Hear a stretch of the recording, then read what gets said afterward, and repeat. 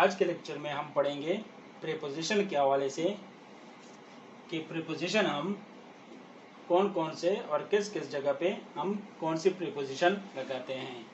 तो आइए चलते हैं प्रीपोजिशन।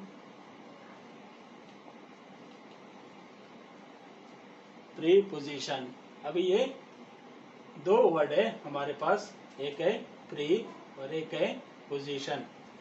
तो जो पोजीशन से पहले लगाते हैं उसको कहते हैं प्रीपोजिशन। इसका डिफिनीशन हम पहले देखते हैं कि इसकी डिफिनीशन क्या है।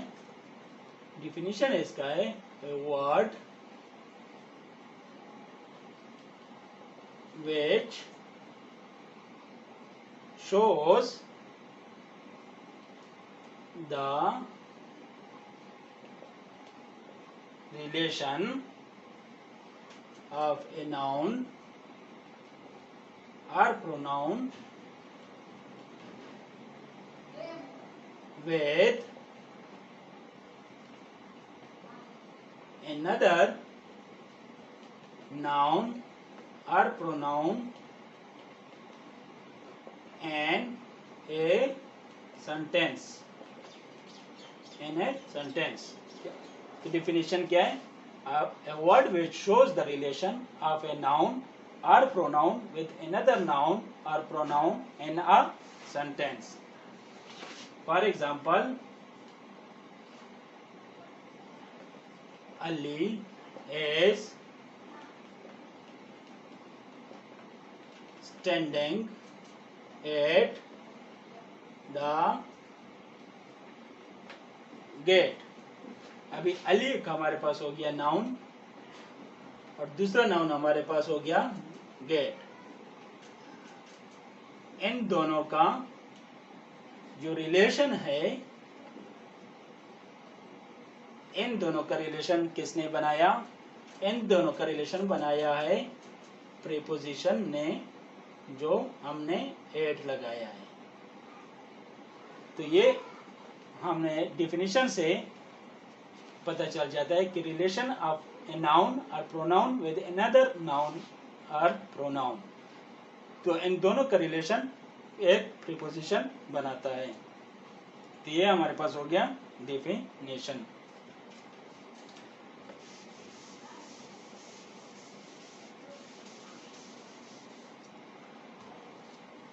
अभी प्रीपोजिशन के हवाले से कुछ कंडीशंस हैं जहाँ पे हम प्रीपोजिशन लगाते हैं। वो कौन से कंडीशंस है? वो कंडीशंस है definite day,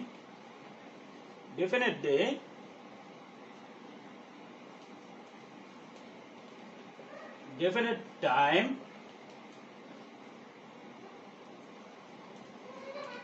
definite month, definite year,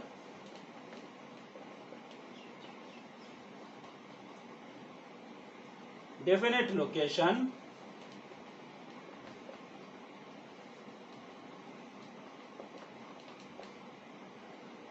and definite date.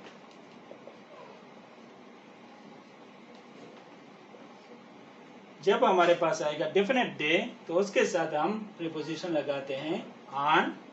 जब हमारे पास आएगा डेफिनेट टाइम तो उसके साथ हम लगाते हैं प्रीपोजिशन एट। जब आता है डेफिनेट मंथ के हवाले से तो हम प्रीपोजिशन लगाते हैं एन।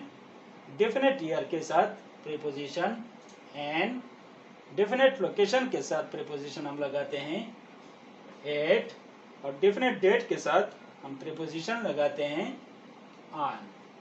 तो ये हमारे पास इसके रूल्स है कि जब भी डेफिनेट डे आएगा तो हम प्रीपोजिशन ऑन लगाएंगे, जब डेफिनेट टाइम आएगा तो हम प्रीपोजिशन एट लगाएंगे, और जब डेफिनेट मंथ आएगा तो हम प्रीपोजिशन एन लगाएंगे, और जब डेफिनेट ईयर आएगा तो हम प्रीपोजिशन एन लगाएंगे, और जब डेफिनेट लोकेशन आएगा तो हम प्रीपोजिशन एट लगाएंगे, और जब डेफिनेट डेट आएगा तो हम प्रीपोजिशन ऑन लगाएंगे।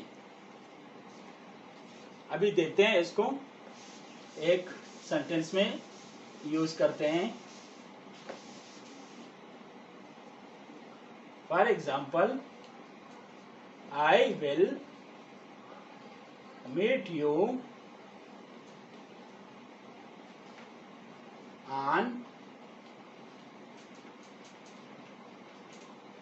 14 अगस्त 14 अगस्त। तो अभी हमारे पास डिफिनेट आ गया, डेट, तो डिफिनेट डेट के साथ हम लगाते हैं ऑन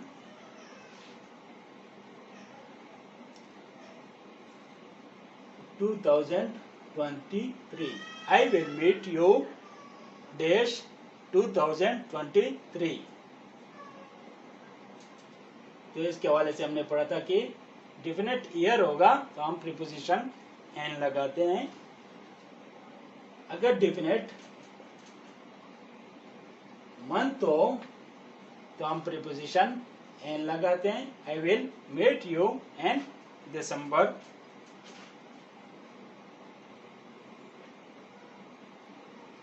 अगर डेफिनेट टाइम हो तो हम प्रीपोजिशन लगाते हैं at. I will meet you at 11 o'clock। अगर डेफिनेट प्लेस हो तो हम प्रीपोजिशन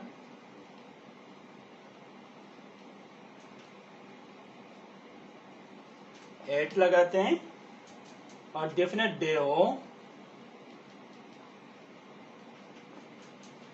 तो हम प्रीपोजिशन ऑन लगाते हैं। यह हमारे पास प्रीपोजिशन के हवाले से ऑन एंड एट के हवाले से कुछ कंडीशंस है। आगे चलते हैं।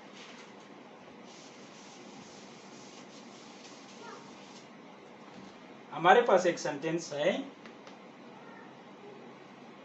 Ali died of cancer, died of cancer. अभी डेथ के हवाले से हमारे पास दो कंडीशंस है। डेथ के हवाले से दो कंडीशंस है। एक कंडीशन हमारे पास है कि अगर डेथ किसी एक्सीडेंट में हो जाए, अगर डेथ किसी एक्सीडेंट में हो जाए और अगर डेथ किसी डिजीज की वजह से हो जाए, तो अगर एक्सीडेंट की वजह से डेथ हो जाए तो हम प्रीपोजिशन लगाते हैं एन। अगर डेथ किसी डिजीज की वजह से हो जाए तो हम प्रीपोजिशन लगाते हैं of. For example, Ali died in A road accident. वही पहले वाला एग्जाम्पल हम दोबारा लेते हैं, अली डाइड ऑफ कैंसर। अभी ये हमारे पास हो गया एक डिजीज। तो डिजीज हमारे पास जब आएगा उससे पहले हम फिक्स प्रीपोजिशन लगाएंगे ऑफ का। और जब हमारे पास रोड एक्सीडेंट की वजह से डेथ हो जाए तो हम फिक्स प्रीपोजिशन लगाते हैं एन। तो ये हमारे पास एक डेथ के हवाले से एक रूल हो गया कि जब एक्सीडेंट की वजह से होगा डेथ तो हम एन लगाएंगे। अगर होता है किसी डिजीज की वजह से डेथ तो हम प्रीपोजिशन ऑफ लगाते हैं। हमारे पास एक और सेंटेंस है, cut the mango with a knife. अभी यहाँ पे हमने प्रीपोजिशन लगाया है विद, क्योंकि हमने विद क्यों लगाया है? विद इसलिए लगाया है कि जब भी हम किसी सेंटेंस में टूल, इंस्ट्रूमेंट या वेपन यूज हो तो हम इसके साथ फिक्स प्रीपोजिशन लगाते हैं विद का। For example, Ali always write with a pencil। अभी ये हमारे पास एक हो गया, टूल हो गया है।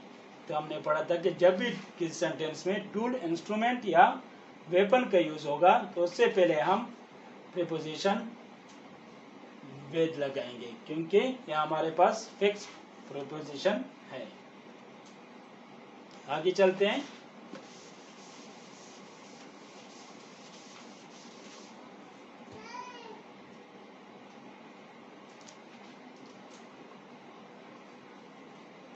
The book is on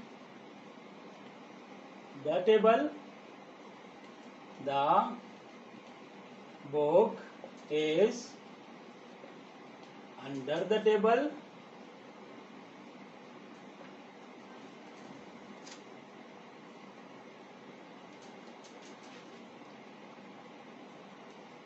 There is a pen above my head।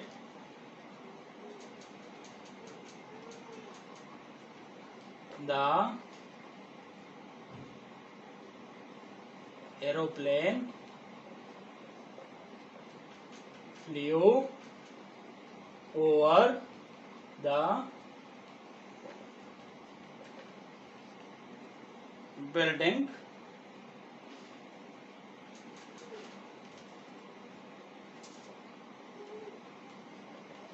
Water and the river is below the danger level।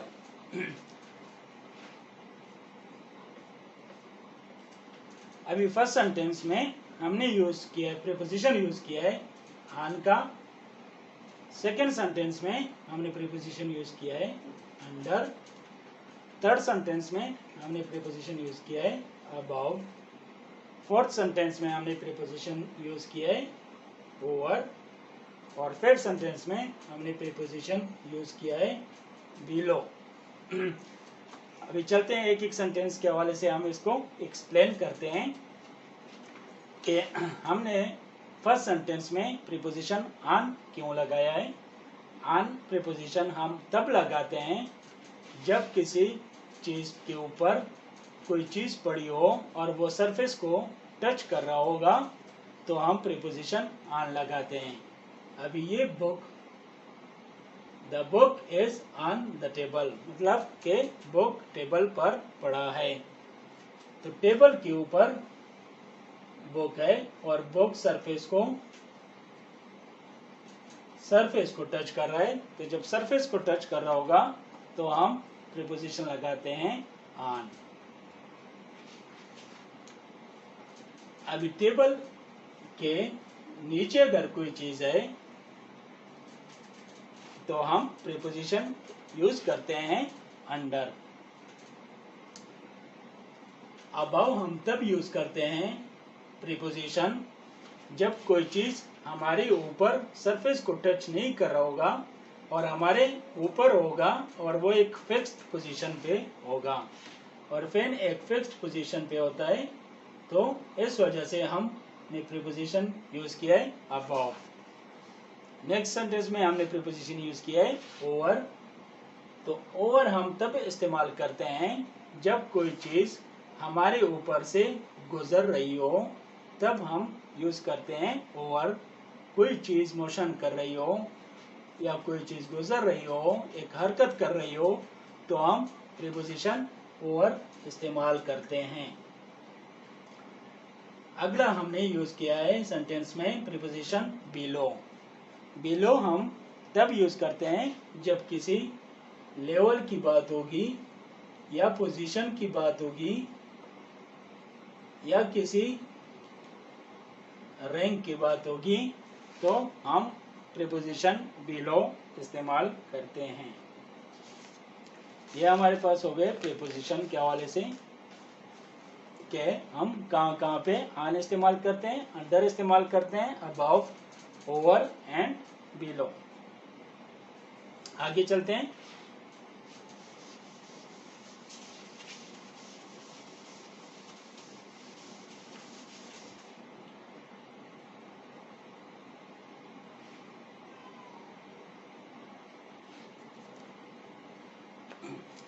अच्छा, इसमें एक और कंडीशन है। हमारे पास एक सेंटेंस है, there is a roof over head, spread the sheet the bed। अभी अगर पहले सेंटेंस को देखें कि there is a roof dash over head, तो हमने पहले पढ़ा था कि जो हमारे ऊपर होगा तो हम यूज करते हैं अबव, लेकिन यहाँ पे हमारे पास प्रीपोजिशन आता है ओवर, स्प्रेड द शीट, फिर प्रीपोजिशन लगाते हैं ओवर। इसकी कंडीशन ये है कि हमने ओवर प्रीपोजिशन क्यों यूज किया है, इसलिए यूज किया है कि जब कोई चीज कवरिंग कर रही हो तो तब हम प्रीपोजिशन ओवर यूज करते हैं। अभी रूफ हमारे ऊपर एक कवर कर रही है तो हमने प्रीपोजिशन ओवर इस्तेमाल करेंगे। Spread the sheet over the bed, sheet जो है बेड को कवर कर रही है, तो जब कोई चीज कवर कर रही होगी तो हम प्रीपोजिशन ओवर इस्तेमाल करते हैं। आगे चलते हैं। हमारे पास एक सेंटेंस है, there is some water and the jug. ये हमारे पास एक सेंटेंस हो गया। और दूसरा सेंटेंस है, आई pour some water into the jug। अभी फर्स्ट सेंटेंस में हमने प्रीपोजिशन इन इस्तेमाल किया है और सेकंड सेंटेंस में हमने प्रीपोजिशन into इस्तेमाल किया है। अभी इस हवाले से हमारे पास कंडीशंस है कि हमने प्रीपोजिशन एन क्यों इस्तेमाल किया है और एन टू क्यों इस्तेमाल किया है। एन हम तब यूज करते हैं जब किसी चीज में पानी या कोई भी चीज ऑलरेडी कंटेंड हो, मतलब ऑलरेडी उसमें पानी अगर पड़ा हो या चाय अगर पड़ी हो तो हम यूज करते हैं एन। अगर किसी चीज में जग वगैरह में हम कोई चीज फिल कर रहे हो, उसको भर रहे हो, तो हम तब यूज करते हैं एन टू। तो ये हमारे पास एन और एन टू के हवाले से कंडीशंस है। आज का लेक्चर हम यहीं पे ख़त्म करते हैं। इंशाल्लाह नेक्स्ट लेक्चर में प्रीपोजिशन को हम मज़ीद डिस्कस करेंगे। अगर आपको वीडियो पसंद आई हो तो लाइक और सब्सक्राइब लाजमी कीजिए। Thank you. अल्लाह हाफिज़।